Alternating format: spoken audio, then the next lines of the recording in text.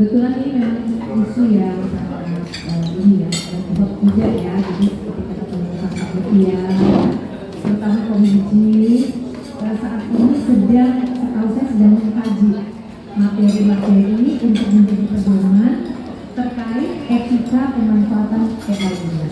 Karena di satu sisi kita ingin jadi ada 3 aspek ya, aspek keamanan, kemudian aspek etika, dan tentu saja aspek manfaat gitu. Semua sih sebenarnya dalam satu budaya juga seperti itu, kita ingin memanfaatkan ya, budaya yang ada di kita. Tapi bagaimana itu bisa tetap sesuai dengan etika, terutama di masyarakat lokal itu sendiri. Seringnya kita ingin misalnya mempromosikan atau mengeksplorasi gitu ya, tapi itu dianggap sudah melanggar etika. Nah sekarang kita juga bisa belajar sih dari negara-negara lain ya. Sebenarnya negara lain banyak juga yang sudah mulai atau bahkan sudah memiliki gitu ya, terkait penggunaan data gitu ya, biasanya mengatur soal transparansi pemanfaatan AI itu. Jadi jangan sampai kita menggunakan AI tapi kita tidak transparan bahwa itu sebenarnya menggunakan AI. Nah di dalam pendidikan juga seperti itu ya, masih terbelah gitu. Ada yang melihat AI ini sebagai ancaman.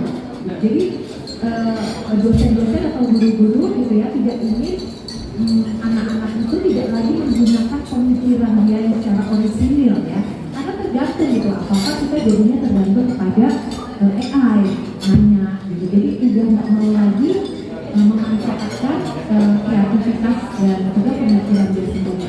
Padahal sebenarnya guru-guru maupun juga kita orang tua bisa justru mengajarkan anak bagaimana saya membuat prompt yang bagus agar AI yang ada itu bisa dimanfaatkan dan membuat kita belajar lebih cepat gitu kan, dengan lebih baik tapi juga akurat.